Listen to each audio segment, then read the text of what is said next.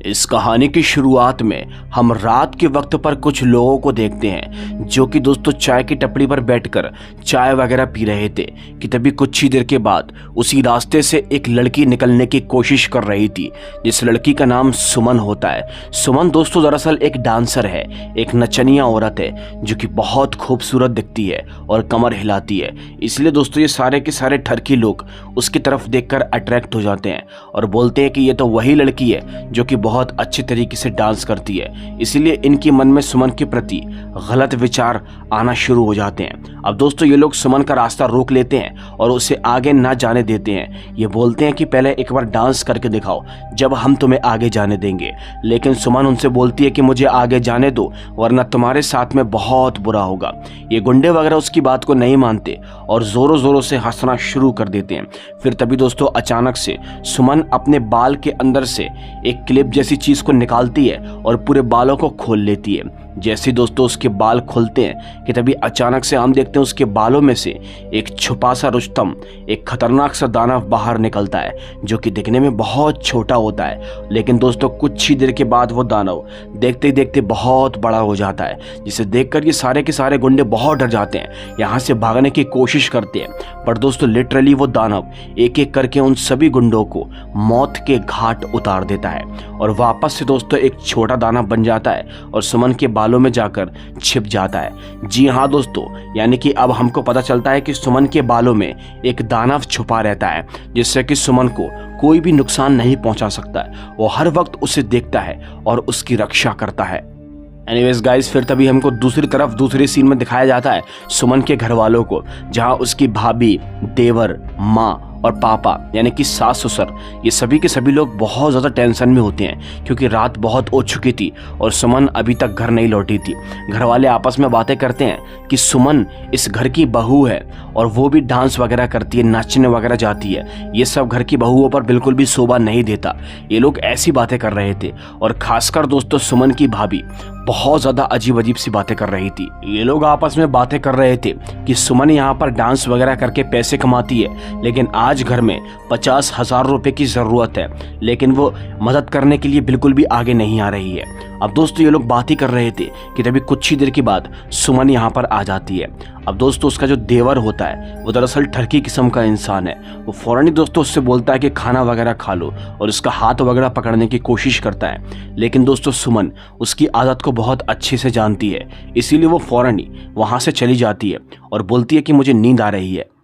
और यहाँ पर जैसे अपने कमरे के अंदर होती है कि तभी अचानक से दोस्तों उसके पति वीरेंद्र का कॉल आता है और वो फ़ोन पर बात करती है। अब दोस्तों हमको पता चलता है कि उसका पति काम के सिलसिले से इस शहर से बाहर रहता है और दोस्तों बातें करते वक्त वो यहाँ पर अपनी पत्नी को बहुत मिस कर रहा था। वो उससे बोलता है कि मैं कुछ ही दिन में जल्दी ही वापस आ रहा हूँ तुमसे मिलने के लिए। लेकिन सुमन यहाँ पर बहुत दुखी होती है क्योंकि दोस्तों वो अपने पति से ठीक तरीके से आज तक बात भी नहीं कर पाई क्योंकि उनकी शादी केवल अभी अभी हुई है और फैमिली के प्रेशर में आकर इस लड़के से सुमन की शादी करवाई गई थी। अब यहाँ पर सुमन बोलती है कि परिवार में 50,000 रुपए की ज़रूरत पड़ रही है, लेकिन मैं वो पैसे नहीं दे पा रही क्योंकि मुझे मेरी म्यूज़िक एल्बम शूटिंग के लिए वो पैसे की ज़रूरत है। लेकिन यहाँ पर दोस्तों वीरेंद्र सुमन से बोलता है कि तुम्हें वो पैसे वगैरह देने की कोई ज़रूरत नहीं है। अगर घर में तुमसे कोई पैसे मांगे तो मेरा नाम ले देना कि मैंने मना कर दिया है। पर दोस्तों इसी के बाद ये यहाँ पर कॉल को कट कर देती है और वहीं दूसरी तरफ हम देखते हैं यहाँ पर सुमन के देवर की पत्नी या कह लो कि उसकी भाभी यहाँ पर आ जाती है और दोस्तों उससे 50,000 रुपए की डिमांड करती है और बोलती है कि घर में उन पैसों की ज़रूरत है तो मैं आगे आकर मदद करना चाहिए। लेकिन सुमन ये पैसे वगैरह देने से साफ साफ मना कर देती है, जिसके बाद उसकी भाभी गुस्से से यहाँ से चली जाती है। एनीवेज गाइस, अब तभी हमको रात के वक्त का सीन दिखाया जाता है। गई रात को हम देखते हैं सुमन आसानी से यहाँ पर अपने कमरे के अंदर सो रही थी कि तभी अचानक से उसकी भाभी दोस्तों फौरन यहाँ पर आती है, उसके कमरे के अंदर चुपचाप से प्रवेश करती है और उसकी अलमीरा की चाबी को उठा लेती है। चूँकि दोस्तों वो चोरी करना चाहती है। अब वो दोस्तों फौरन ही अलमीरा तक पहुँच जाती है। अलमीरा को ताला खोलकर वो फौरन ही उसकी तिजोरी के अंदर देखने की कोशिश करती है कि आखिर उसमें कितने पैसे रखे हुए हैं और दोस्तों वो फौरन ही उसकी तिजोरी खोलकर उसमें से 50,000 रुपए चुरा लेती है और जिसके बाद वो यहाँ से चली जाती है। लेकिन दोस्तों सुमन तो ये सब नहीं देख पा रही थी, बट उसके बालों के अंदर जो दानव छुपा हुआ है वो ये सब कुछ देख लेता है। फिर तभी हमको अगले सीन में दिखाया जाता है सुमन की यहाँ पर आंख खुलती है। वो उठती है तो वो देखती है कि उसके बाल अचानक से खुले हुए थे। ये देखकर वो बहुत शौक हो जाती है और तभी सामने की ओर उसकी नज़र पड़ती है, उसकी अलमीरा खुली हुई थी। वो जैसी वहाँ जाती है तिजोरी को चेक करती है, समझ जाती है कि उसके पैसे चुराए गए हैं और वह ये देखकर भी समझ जाती है कि ये पैसे किसने चुराए हैं। इसीलिए दोस्तों वो फौरन अपनी भाभी के कमरे के अंदर जाती है और अपनी भाभी के पास जाकर उससे पूछने की कोशिश करती है कि आखिर तुमने मेरे पैसे क्यों चुराए। लेकिन दोस्तों उसकी भाभी साफ साफ मुकर रही थी कि मैंने तुम्हारे पैसे नहीं चुराए। और तभी उसकी भाभी सुमन को यहाँ पर जोर से धक्का देती है, जिसके बाद दोस्तों सुमन के बालों से वो क्लिप गिर जाती है और दोस्तों उस शैतान को बहुत बुरा लगता है। इसीलिए वो दानव फौरन ही सुमन के बालों से बाहर निकलता है। वो अपने हाइट को बहुत बड़ा कर लेता है और दोस्तों ये जो सुमन की भाभी होती है वो दानव उसको नुकसान पहुंचाने की कोशिश करता है और एक पंच उसके अंदर मारता है, जिसके बाद वो छोटी हो जाती है और दोस्तों वो दानव उसे जान से मारकर खत्म कर देता है। और उसे मारने के बाद वो दानव वापस से सुमन के बालों के अंदर आ जाता है। अब तभी यहाँ पर अगली सुबह होती है। अगली सुबह सुमन के देवर की यहाँ पर आंख खुलती है। वो उठता है तो वो अपनी पत्नी को नहीं पाता। ये देखकर वो बहुत शौक हो जाता है और जैसे ही बेड से नीचे उतरता है तो दोस्तों उसे एक छोटा सा मंगलसूत्र दिखाई देता है। और दोस्तों ये मंगलसूत्र किसी और का नहीं बल्कि उसकी भाभी सुमन का होता है। इसलिए दोस्तों वो सोचता है कि आखिर उसकी पत्नी कहीं सुमन के कमरे के अंदर तो नहीं, और वो फौरन ही दोस्तों सुमन के कमरे के अंदर चला जाता है। और जैसे ही दोस्तों उसके कमरे के बाहर जाता है तो वो झांक कर देखता है कि सुमन अपनी कमर में चैन पहन रही थी। इसीलिए वो फौरन ही चुपके से उसके करीब जाता है। दोस्तों वो चुपके चुपके करीब जाकर उसे गलत तरीके से छूने की कोशिश करता है और ये सुमन को बहुत बुरा लगता है। सुमन उससे बोलती है कि तुम यहाँ से चले जाओ और मेरे कमरे में तुम क्यों आए। तभी दोस्तों वो अपनी पत्नी के बारे में पूछना चाहता है। वो पूछता है कि आखिर मेरी पत्नी कहाँ चली गई, लेकिन दोस्तों सुमन इसके बारे में उसे कुछ भी नहीं बताती और फौरन ही यहाँ से भाग जाती है। अब सुमन इस घर से बाहर निकलकर फौरन ही अपनी डांस क्लास जा रही थी कि तभी दोस्तों अचानक से वो रास्ते में जब जा रही थी तभी दोस्तों उसका देवर दोबारा किसी से पकड़ लेता है। जी हाँ दोस्तों, और बार बार उससे एक ही सवाल कर रहा था कि मेरी पत्नी कहाँ चली गई। फिर वो उसे उसका मंगलसूत्र दिखाता है और बोलता है कि ये तुम्हारा मंगलसूत्र मुझे मेरे कमरे के अंदर से मिला है, जिसका मतलब ये है कि तुम मेरे कमरे में ज़रूर आई थी, बता दो मेरी पत्नी कहाँ चली गई। लेकिन सुमन इसके बारे में उसे कुछ भी नहीं बताती। फिर तभी अचानक से दोस्तों उसके देवर के रंग रूप बदल जाते हैं और वो बोलता है कि तुमने मेरी पत्नी को मार दिया, चलो अच्छा ही किया, वैसे भी मुझे उसके साथ में रहने में कोई मज़ा नहीं आता, मैंने जब से तुम्हें देखा है मैं तुम्हारे तरफ अट्रैक्ट हो चुका हूँ। ये बोलकर दोस्तों वो उसे गलत तरीके से छूने की कोशिश करता है। सुमन उसे दूर हटाती है और फौरन ही अपने बाल में से वो क्लेचर जैसी चीज़ को निकालती है, जिसके बाद उसके बाल खुल जाते हैं और तभी दोस्तों उसके बालों से वही खतरनाक सा दानव बाहर निकलता है। वो दानव पहले तो छोटा होता है, फिर तभी देखते ही देखते वो दानव धीरे धीरे करके बहुत बड़ा हो जाता है। वो दानव दोस्तों जैसे ही बड़ा होता है तो दोस्तों वो सुमन के देवर को बड़ी ही बुरी तरीके से मार देता है और उसे जान से मारकर खत्म कर देता है और वापस से सुमन के बालों में जाकर समा जाता है। ये दानव का ठिकाना ही सुमन के बाल है। अब आप लोग ये सोच रहे होंगे कि आखिर ये दानव सुमन के पीछे कैसे लगा, तो इसकी जानकारी के लिए आपको आगे पता चलेगा। अब दोस्तों सुमन यहाँ पर फौरन ही घर पर जाती है और वो दानव भी उसके सामने आ जाता है। दानव उससे बोलता है कि मैंने तुम्हारे उस गुनहगार को सबक सिखा दिया है और तुम्हारे तरफ जो भी आंख उठाकर देखेगा मैं उसे नहीं छोड़ूंगा। बट कहीं ना कहीं सुमन को ये चीज़ें बहुत बुरी लग रही थी।